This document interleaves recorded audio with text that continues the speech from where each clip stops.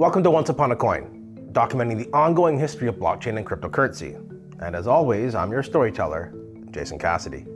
Today's story is a magical one, and something that you were definitely privileged to have lived through and experienced.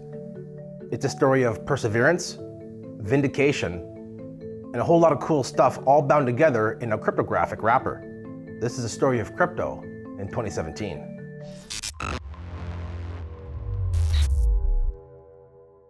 Sun cast a shadow, a digital line is coming over the mountain and over your mind. Double down your Bitcoin, hang on for the ride. We're moving into the future, one block at a time. We're moving into the future, one block at a time. In the previous episode in our review of cryptocurrency and blockchain over the years, the industry was in a pretty bad spot. 2016 saw the extension of a brutal bear market. The Dow badly blew up and pretty much changed the fate of Ethereum forever, while Bitcoin saw itself engulfed in the next installment of the Satoshi Nakamoto identity drama. It's a heck of an episode, and I highly encourage you check it out before you go too deep down into the 2017 rabbit hole with me here. But mostly, it was Bitcoin that hurt the most, having toiled away down in the $100 to $200 USD range for seemingly forever. And while it wasn't exactly forever, by the time that 2016 had made its presence felt, it meant that cryptonauts had now suffered through a nasty 3-year-long crypto winter. But near the end of the year, Bitcoin began to show signs of life, breaking out and getting into the $900 USD range as December came to a close. And of course, now everyone's wondering, what would 2017 bring? Well, you're about to find out. It all started with a measure of good news, something the industry could desperately use by now. The price of Bitcoin hit the $1,000 per coin mark right at the beginning of January, and this was significant because it had not seen that price level previously for over 1,000 consecutive days.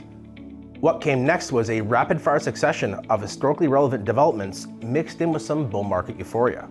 We've actually reached the point in crypto's history where so much stuff is happening on a daily and weekly basis that to fully document everything that was happening in 2017 from here on out would take days, not hours. So let's take a look at some of the most important events, because what was about to take place in the blockchain world would impact it in ways that no one was prepared for. In February, the Ethereum Enterprise Alliance was launched, boasting some pretty big founding members such as JPMorgan, Microsoft, and Intel. Despite the setback caused by the Dow's implosion a year prior, Ethereum was still making big moves. And if you're paying close attention around this time, then you notice that acts like the formation of the Enterprise Alliance were one of the catalysts to help propel Ethereum into the number 2 spot behind Bitcoin.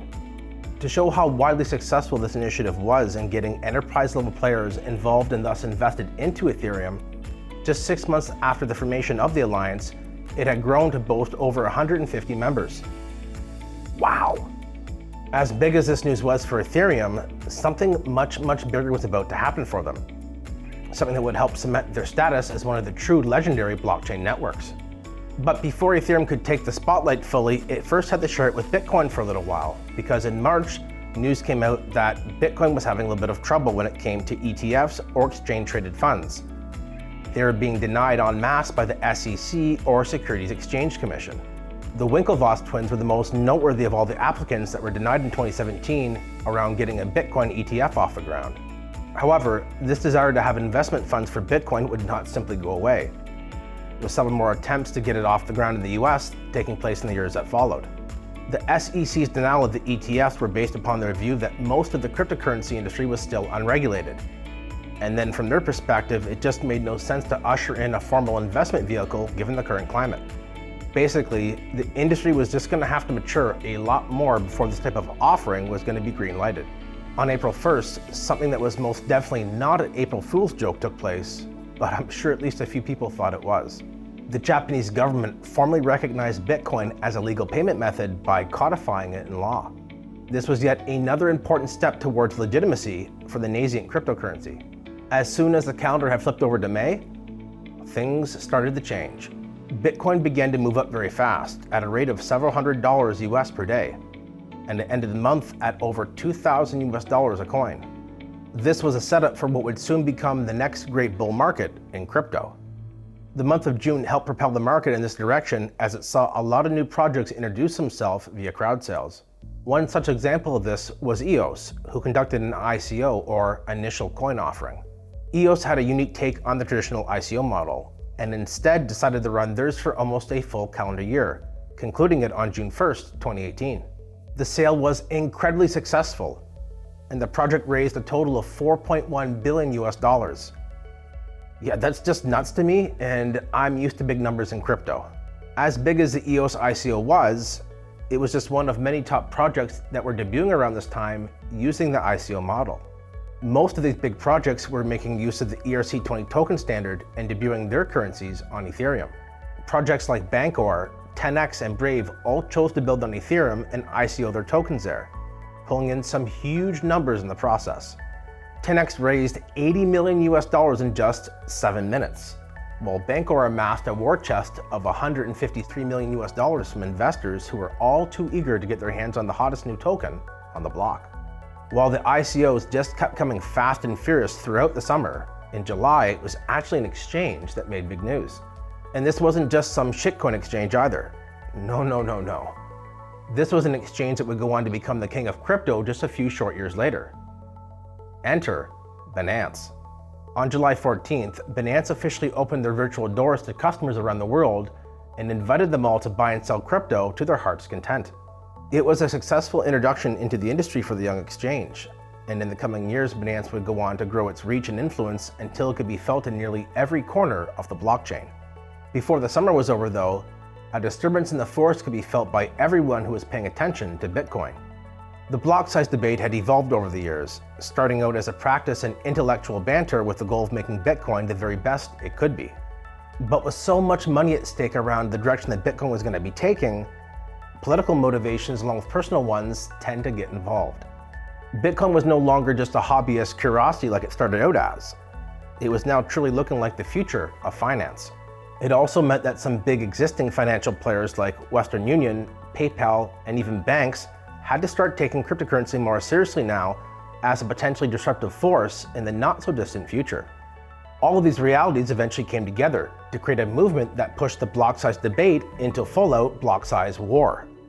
Half of the community within Bitcoin firmly believed that small blocks were the better path to take long term. The other half of the community felt that Satoshi's vision for Bitcoin as laid out in the white paper should be followed loyally, being treated like an owner's manual in some cases. They felt that since following the white paper so far had worked exactly as Satoshi said it would, then the choice was clear. They wanted to allow the block size to grow in lockstep with the demand for block space, with more transactions on Bitcoin bringing more prosperity. With no resolution in sight and both camps now firmly digging their heels in, the blockchain engaged in the only way it knows how to resolve such a stalemate. On August 1st, Bitcoin experienced a contentious hard fork, essentially creating a new copy of itself. There were now two versions of Bitcoin. One version would maintain the small blocks and would also retain the BTC ticker symbol. The other version, which would have bigger blocks and would more closely follow Satoshi's white paper of Bitcoin being peer-to-peer electronic cash, was called Bitcoin Cash, and its ticker symbol became BCH. Which camp got which Bitcoin name and ticker symbol became more of a political process than it was a technical or even legal one. Both the miners and the exchanges played a huge role in both versions of Bitcoin surviving the fork and having a future while competing against each other. Some of the notable figures behind this blowup were Adam Back, who represented the BTC side, and Roger Ver, who represented the Bitcoin Cash side. All of this drama had no impact on the upward trajectory of Bitcoin BTC though, as it finished the month of August trading in the $4,500 US range.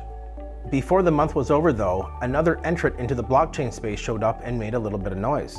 On August 30th, Tron, a blockchain network headed up by Justin Sun, conducted its ICO over the course of several days and was able to raise an impressive $70 million US. Just a month later, and the industry got more good news with the formalization of the ERC20 token standard on Ethereum, which took place on September 11th. ICO mania was already well underway by now, but the formalization was still important as it pretty much meant that when it came to Ethereum, all tokens would be adhering to the same standard. This was paramount to the future adoption of Ethereum, as it meant it would be very easy to build on from a developer's perspective and very easy to use from a consumer's perspective. In September, it was another top smart contract-based blockchain's turn to take the spotlight, and it came in the form of the Cardano project. The network launched on September 27th, touting itself as an alternative to Ethereum. There was a reason to believe that Cardano may in fact have a chance at offering more than Ethereum could. And that's because the man behind Cardano, Charles Hoskinson, was a co-founder of Ethereum, and thus knew the network and its weaknesses at a level that most simply could not comprehend. By the time October hit, Bitcoin was soaring, reaching $5,000 and then moving up to $6,000 per coin before month's end. It was official. Bitcoin and everything else that was being dragged along with it was now in a raging bull market. Euphoria began to kick in as the currency just kept making new all-time highs. Speculation was rampant. Would Bitcoin hit $10,000 in this cycle? What about 50 or 100,000 US? Some were even suggesting that this was the beginning of a $1 million per coin Bitcoin ascension. Look, everyone has a dream, and for some Bitcoiners in 2017, this was theirs. November saw even more price increases, with Bitcoin breaching the $10,000 mark for the very first time. This was new territory, considering the psychological barrier of 5 figures now being utterly smashed. Doubters and even haters of Bitcoin were now forced to ask themselves the difficult and painful question of, did I get it wrong here? By December, the crypto world was on fire, one that seemed like it couldn't be put out even if the entire Atlantic Ocean was dumped onto it. Big news was coming out too, which just acted as an accelerant to the wild nature of the market. To fully appreciate what this was like, you really had to live through it. It's just an experience you simply will never, ever forget. To give you an idea of what an acid trip December 2017 was, here's a snippet. CryptoKitties, an NFT or non-fungible token project built on Ethereum, saw a flurry of trading activity that made its creators, Dapper Labs, an overnight success. The project drew so much attention that the Ethereum network couldn't handle it, sending gas fees to insane prices. It was very difficult and very, very expensive to get a transaction through on the Ethereum network during this time. What we were seeing here was an appetite beginning to form for NFTs now that Ethereum had a token standard to support them, which was the ERC 721. In the future, the next great bull market would be propelled by NFTs, but they would need several more years of development before they were ready to take center stage. Another sign of the detached from reality type of energy that was flowing around this time can be seen with the following. Farmingdale, a New York-based beverage company, decided they would capitalize on the hype when they announced they were changing their flagship product name from Long Island Iced Tea to simply Long Blockchain Corp. The stock immediately shot up 200%, validating that if you were even remotely close to anything to do with blockchain around this time, you could basically print money. This roller coaster ride hit its apex on December 19th, when the price of Bitcoin hit its high of $19,783, coming oh so close to the $20,000 US milestone. The closing to what was truly a surreal year saw the price settle back down a little bit into the $16,000 range. Everyone was on a high right now, given that if you had held Bitcoin during the brutal bear market, you were now flush with purchasing power, given the crazy gains experienced in such a short time. As the sun was finally setting on 2017, one thing was becoming clear to those that were paying close attention. Crypto was about to enter into a new epoch heading into 2018. One that would see new faces, technology, and events that would rise up to play dominant roles. NFTs, DeFi, stablecoins, smart contract-based blockchains, and the metaverse. All these innovations were now ready for prime time. But their journey to the upper echelon of crypto wasn't going to be easy. It wasn't going to be easy at all, with many of the challenges that they would face creating some of the most entertaining and notorious events in digital currency history. And that's what we're going to be looking at next episode. So if you want to know the scoop, then you better check out the story of crypto in 2018. I hope you enjoyed today's stroll down memory lane. Until next time, have fun and enjoy life, my friends. I'll be back soon with another incredible story to tell you.